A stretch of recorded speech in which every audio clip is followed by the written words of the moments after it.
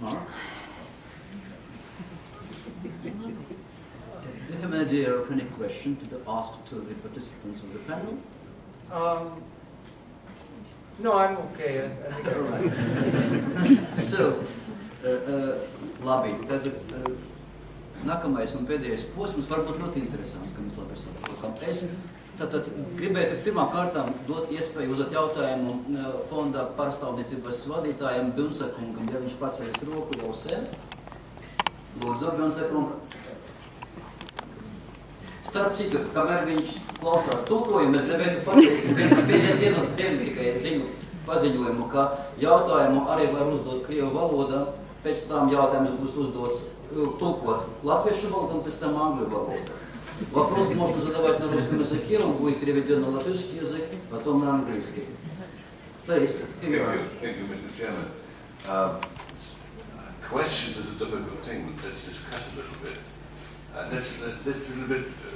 Let's be a little bit also open, really open. If we had, ministers like Vice Pro, we shouldn't care about the European future. I mean, we know already. I mean, economists know what has to be done. The problem that I see is that nobody knows it, that nobody has an idea, that they are in a dead end, in the end of a road. They don't know how to get out of that. And the European governments, I'm not talking about the European Union, because it's easy to put the blame on the European Union as such, and I appreciate very much Professor Hafni's remarks about the possibilities to make it used for you to get out of the traps. But the Europe is in a trap, and it has reasons.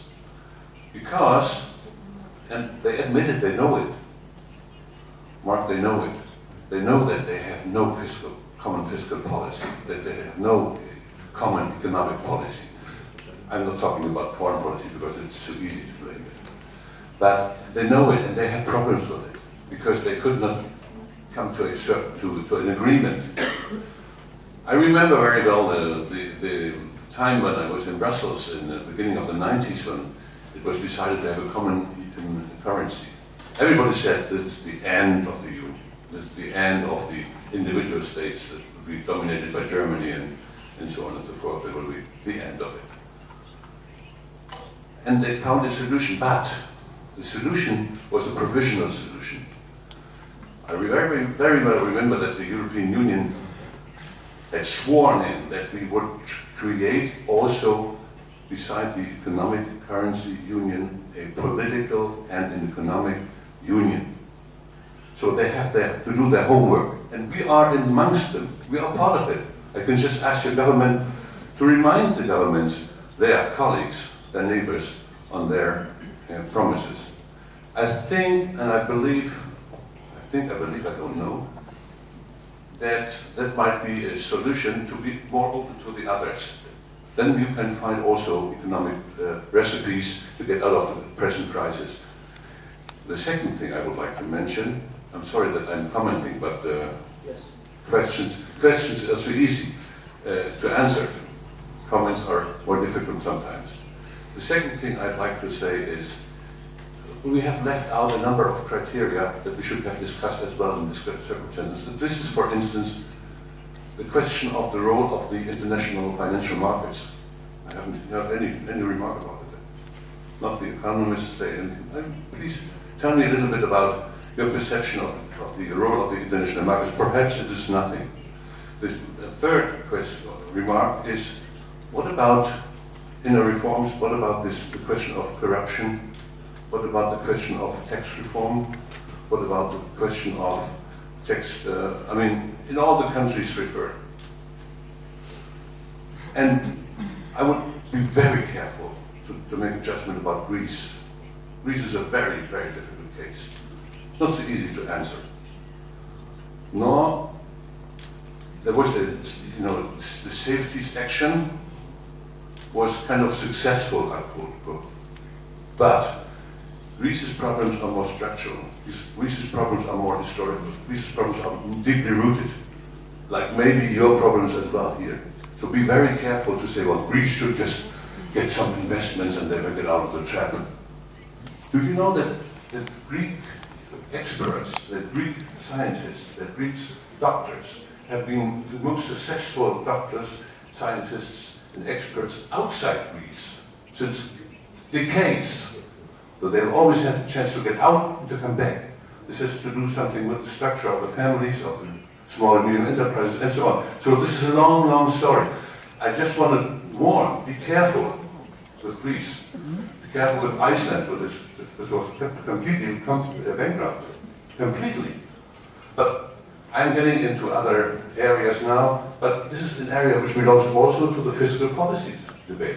I'm sorry to extend the time, but I was quiet all the time. Thank you very much. Mēs tagad, es vismaz atdzirdēju 3 jautājumus, vai ne? Es ceru, ka Marka, Jānis un Kristiāna arī saprata jūsu jautājumus, bet es arī lūgtu citus dalībniekus uzreiz pariet pie jautājumiem, lai katram citam dalībniekam būtu iespēja uzdot, bet pagaidām mēs gaidīsim atbildēs uz jautājumu, kur uzdeva Bilnsakam, ka viņš ir tomēr mūsu patrons, mūsu konferencija. Lūdzu, kas no ziņotājiem atbildēs? Varbūt Marks sāksies. Okay. Be brief.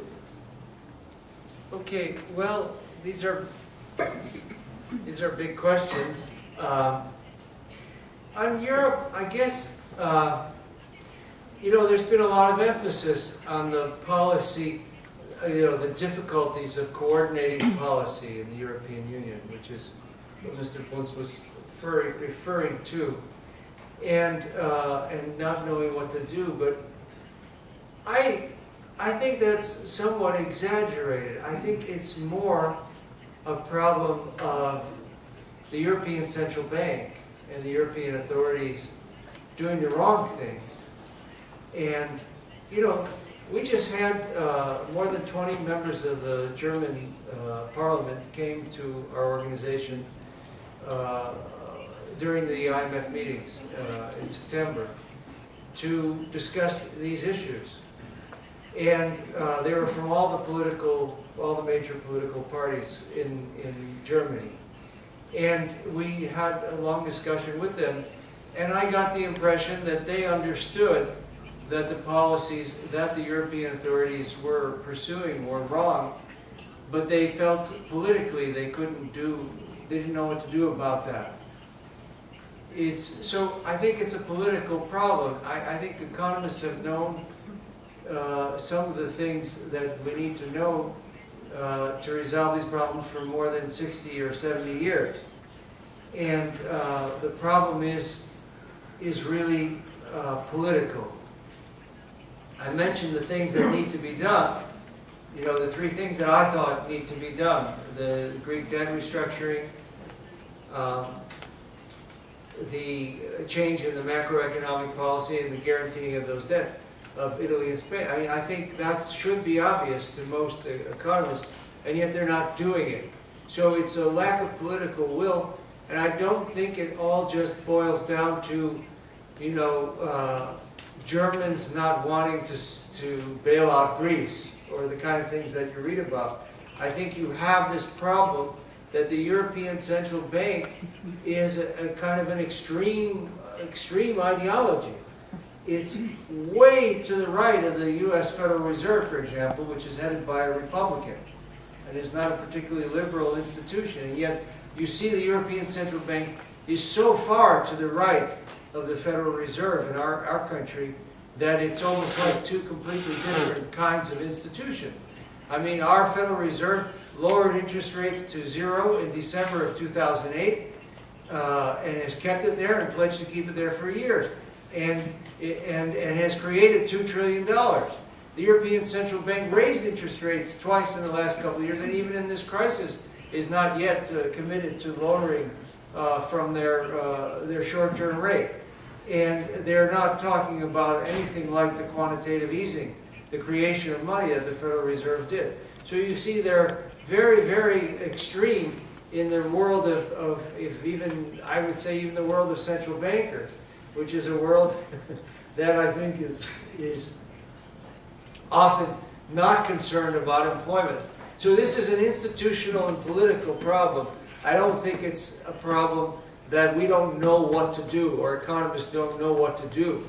I think there are solutions that are not even that difficult or painful. Okay, the second thing, maybe that was too long. I'll make the other one short. What is the role of financial markets? And we haven't said anything. A very good point.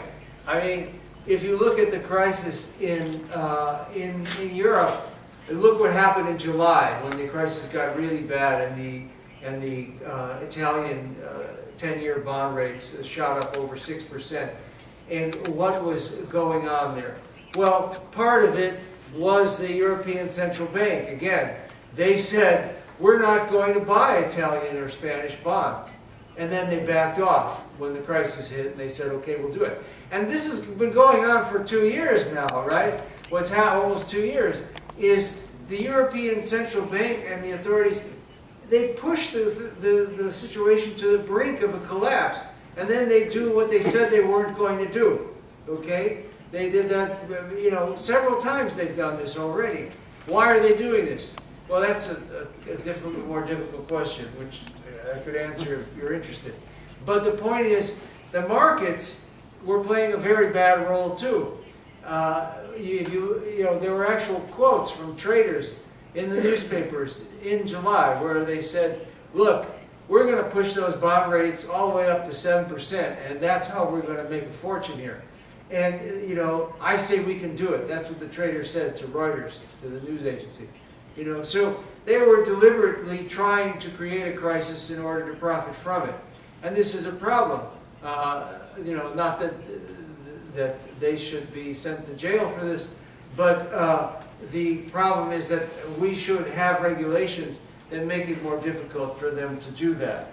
And as regarding their structural problems in Greece, I completely agree. The main structural problem in Greece is that rich people don't pay their taxes, and the government doesn't collect them.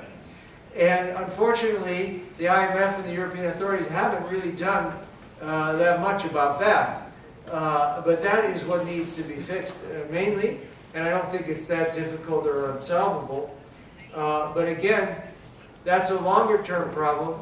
The main problem in Greece is that they have their policies going in the wrong direction.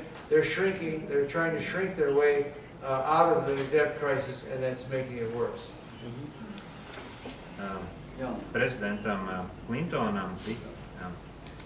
Clintonam bija tās politiskais padomnieks James Carvills, un viņš vienreiz teica, ja būtu reinkarnācija, es vēlētos atgriezties atpakaļ uz šīs pasaules, varbūt kā pāvests, vai varbūt kā prezidents, vai varbūt kā beisbolā supersitējs.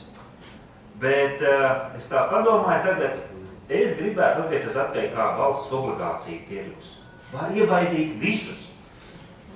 Un es domāju, ka tā ir problēma, ka valsts, vai šajā gadījumā īpaši Eiropas centrālā banka, nerīkojās droši ejot uz priekšu un droši paņemot vadību par to, kādā veidā norisinās tirgus apstākļi, gan tajā, kad pilnīgi un skaidri, piemēram, pateikt, to, ko viņi nav beigās izdara, kad uzpērk šīs valstu obligācijas neierobežotos apjomos. Un viss, vairs grūti ir spekulēt par to. Vai, piemēram, ka valsts neizdara kaut ko, ko Marks pieminēja, lai samazinātu šīs spekulācijas. Eiropa tagad dara dažas lietas, bet tas ir lēnām.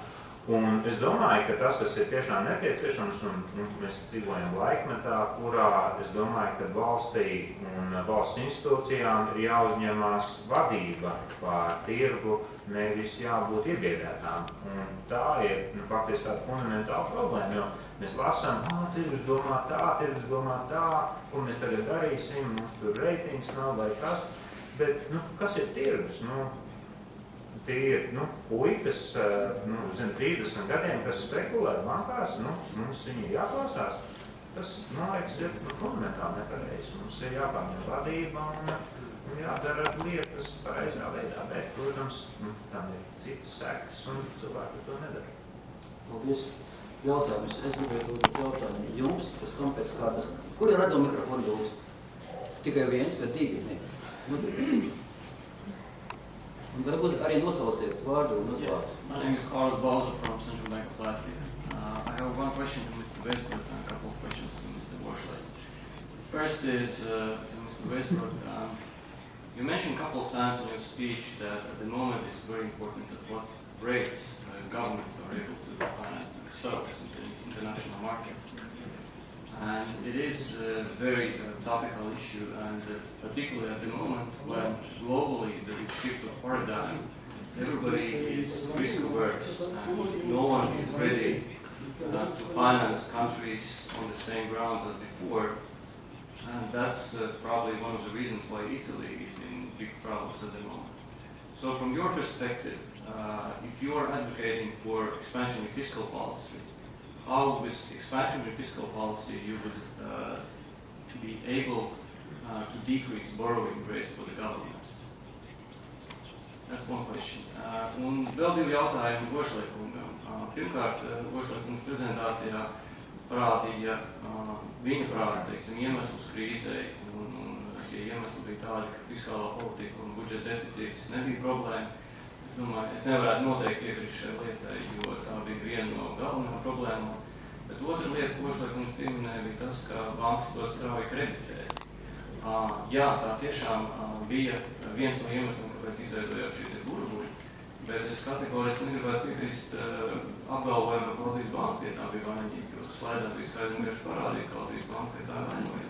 Es gribētu atgādināt, ka Latvijas banka ierosināja 2005. Gadā pretinflācijas plānu, kas galvenokārt ietvēra pasākumus, kas bremzētu šo kreditēšanu. Tā ir viena lieta, vienkārši korekcija, lai nebūtu pārpratuma. Un otra lieta, ko es gribētu teikt, ir fiskālās atbildības likums. Vošlaikungs pieminēja, ka viņš atbalsta šo te finanšu spilvenu, un fiskālās atbildības likums pilnībā to noraidīs. Es gribētu teikt otrādā. Ja mēs akceptēsim fiskālās atbildības likumu, tad nākotnē mēs spēsim izveidot to finanšu spilvenu. Tā kā, manuprāt, tā bija tāda nedaudz varbūt pārpratums no man puses. Paldies.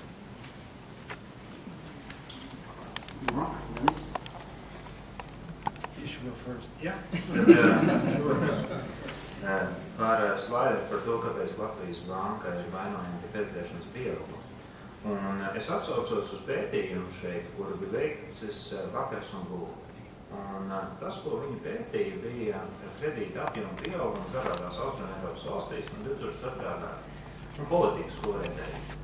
Latvijas banka ierosināja mīkstu likumu pretinflācijas plānām, kurš tika pieņemts novēlot. Likums bija, vājš, jebkurā gadījumā, bet pat, ja viņš būtu bijis labāks, mums ir piemērs Bulgārija. Bulgārija ļoti intensīvi strādāja pret to, lai Rietumu bankas palielinātu kreditēšanas apjomu. Piemēram, Bulgārija noteica maksimālos apjomus, kurus Rietumu banku filiāles drīkst izsniegt Bulgārijā kā kredītus. Rezultāts - labākie klienti tika pārcelti uz Grieķiju, tāpēc, ka tās bija Grieķu bankas, kas strādāja Bulgārijā tajā laikā. Un faktiski, piemēram, ar šādu metodu neko daudz nevar izdarīt. Problēma ir, ka Bulgārija darīja vēl vairākus ļoti interesantus soļus, iesaku interesantiem iepazīties to pētījumu, ļoti interesanti, daudz darīja. Bet problēma ir, ka pie mūsdienu kapitāla mobilitātes ir grūti kaut kādā veidā apstādināt šāda veida darbības, ja cilvēki to grib, viņi uzskata, ka tas ir saprātīgi, bankas uzskata, ka tas ir saprātīgi kreditēt eiro. Un tādēļ, tā kā pretinflācijas plāns Latvijā neizdevās šī iemesla dēļ, jo viņš ietvēra faktiski tādus mēģinājumus kaut kā to bremzēt, gan arī Bulgārijā un citās vietās viņš izgāzās. Un tās, ko saka Vakars un Gulde, ir sekmīgas politikas bija tikai tur, kur cilvēki neizvēlējās ņemt kredītus ārzemju valodās. Un tas notika valstīs, kurās valodas kursus svārstījās, līdz ar to baidot cilvēkus ņemt šādas aizņēmumus, tāpēc, ka viņi apzinājās, ka pastāv valodas kursu maiņas risks. Un šādā nozīmē Latvijas banka ir vainīga. Viņi, protams, nav vainīgi tajā nozīmē, ka mēs nedomājam neviens tajā laikā, ka būs tik liela krīze, vai ne? Arī es nedomāju. Un arī Latvijas Banka nedomāja.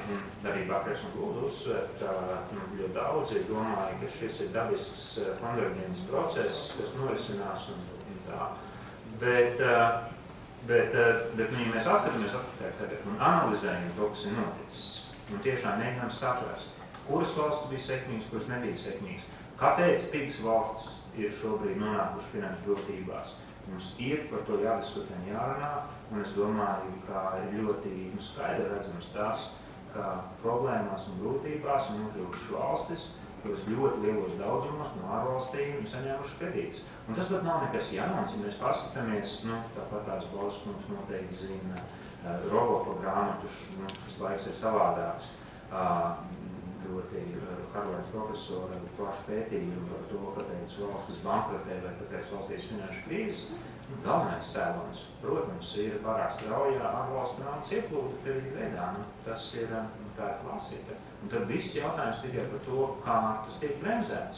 Un tas, ko es mēģinu teikt, ir, ka valdībai bija daudz mazāk praktisku darbarīku, un tas, ko es mēģinu teikt, nekā centrālajai bankai, tas, ko es mēģinu teikt, ka tajās valstīs, kur centrālā banka uzņēmās aktīvu politiku un aktīvi strādāja pret kredītu burbuļiem, šīs valstis pēc iestāšanās Eiropas Savienībā, šīs Eiropas valstis ir bijušas daudz sekmīgākas. Un tādā nozīmē Latvijas banka ir atbildīga pie šīs krīzes. Un otrs jautājums, par ko Bauzes kungs runāja, bija par finanšu spilvenu ar domu, ka ja mēs veidosim atbildīgu budžetu, tad izveidosies šis finanšu spilvens. Es mēģināju teikt ko citu, Bauzes, es mēģināju teikt, krīzes laikā tiešām ir ļoti ērti, ja valstī ir pieejams fonds, no kura viņa bez griešanās pie finanšu tirgiem var vienkārši sākt tērēt. Tāpēc, kad mēs dzirdējām kritiku no Veisbrota kunga, no manis par finanšu tirgiem, viņiem šodien ir tāds viedoklis, Latvija ir brīnišķīga, 2007. gadā mūsu CDS bankrota mērvienības bija zemas, kredīta reitings teicams, 2008. gadā ir pilnīgi pretējs viedoklis, ne? Kas mainījās? Pagāja gads, un mēs nevaram neko aizņemties, mums jāiet starptautiskā valūtas fonda, bankas nevar dabūt kredītus, ko izsniegt tālāk, ekonomika bremzējās. Protams, ka tas nav tā kā normāli, tāpēc tāds finanšu drošības spilvens ir saprātīga lieta, un mēs viņu varam izveidot, bet mēs varam vienkārši aizņemties naudu, izveidot šādu te fondu, kurš stāv, mēs maksāsim par aizņēmumu, bet iegūsim peļņu no tā, ka mēs to nav kaut kur ieguldīsim. Mums tā laikā mums šeit nav stāvēs. Un tādā nozīmē ir ērtināt finanšu disciplīnas likums, tāpēc, kad īsti pirms krīzes centrālā banka, piemēram, var saredzēt, kad mums būs nepieciešams šāds te fonds, viņi var saredzēt, ka drīz būs liela krīze, un Bauzes kungs, es pārliecināts, tas ir valdības vadītāji, un sarunāt, izdot jaunas obligācijas ārā, kamēr vēl laiks ir labs, un nolikt viņus speciālā fondā, un mums būtu nauda, no kurienes aizņemties. Bet tas nozīmē, ka tajā konkrētajā gadā mums būtu palielināts budžeta deficīts. I'm going to make your response. Okay, so the specific question is just if the government were to have an expansionary fiscal policy, right, how can they finance that? Because borrowing is difficult in this international environment. Is that correct? Okay. Well, first, I mean, you don't need as much of an expansionary fiscal policy now as you did when the economy was shrinking. The main thing is to avoid, is to increase the rate of growth and increase employment, especially. But if you're going to, for an expansionary fiscal policy, that is, if you want to have the government stimulate the economy through spending and tax reduction, some combination, you don't need to borrow foreign, you don't need foreign borrowing for that. You can do that through domestic, because you don't need foreign currency for that. You can do that with domestic borrowing, or a combination of domestic borrowing and the creation of money, which is what we've done in the United States. And so the constraint, as I was saying before, is that The only time you run into a foreign exchange constraint is if the economy grows faster, as it's starting to grow now, and imports increase. And then if imports increase a lot, then you have a balance of trade deficit and potentially a current account deficit. And then that is where the foreign exchange comes in. So having an expansionary fiscal policy does not require you to borrow internationally necessarily. And in fact, governments can also limit their imports. There are ways that are within the rules of the WTO that you can limit imports. To give you an example, Ecuador has done that in the last few years. They have a big problem. They have the dollar as their currency. And Rafael Correa is president. He's a good economist. He knows that they don't want that. You can't get rid of the dollar now because it's too hard, just like it would be hard for you to do to get rid of the fixed exchange rate. It would be even harder for them to get rid of the dollar. And so even though he knows it's not good for the country to have the dollar, he still has to deal with it. So what they did was they, when they started to run into these constraints of foreign exchange because they can't create dollars, they limited their imports through a variety of ways that were legal within the World Trade Organization. And if you saw that graph that I put up about the, showing the recovery in the last 4 quarters, imports have rebounded enormously, and that's a potential problem. So it's something to think about if you do run into a foreign exchange constraint. Paldies, vēl jautājums lūdzu. Es vienkārši tikai repliku. Ne, pabeidzot. Sergei, lūdzu, Armani. Yes, Arman Stas, RTFL. My question is more of legal nature, so it's probably to Professor Hafke. The problem with Latvia's how we are currently thinking of fiscal discipline, in my mind, and targeting putting these regulations into our legislation, even into our constitution, is that we are seeing it as something one. Yeah? But if we are looking back to the crisis, that the crisis was not about economy as such, but it was about financial economy. It was about too much financial economy and insufficient real economy. So if we are doing legislation like fiscal discipline for all the economy, yeah, then I think it is wrong. And if we are not distinguishing the investments. Excuse me, to my mind, if we put into the legislation constraints for the financial economy, it is good, yeah, because financial economy created this crisis. But we don't need any constraints for the real economy, which the state has to invest into infrastructure, into education, and into medicine, and so on. Thank you. Just statement. Yes, it was. Yes, there's nothing to be added. I agree totally. But we talked only about the actual legislation on the public budget, on the government budget. And my firm opinion is that however you define now the needs to manage the budget due to the rules of financial discipline, you must always keep in mind that you must have a door to be open in situations when you can't stick to these very firm limits being given for normal times. You must open the door for, as I said, they have it also done, and they are discussing this in Germany concerning the financial crisis. That was not an earthquake, it was an earthquake on the financial market. That was a consequence that the government had to spend billions to the banks, that it had to take over one bank, which makes today still troubles. But that is deemed in the public discussion on debt brake as a very special event, which is not comprised by the normal wording of the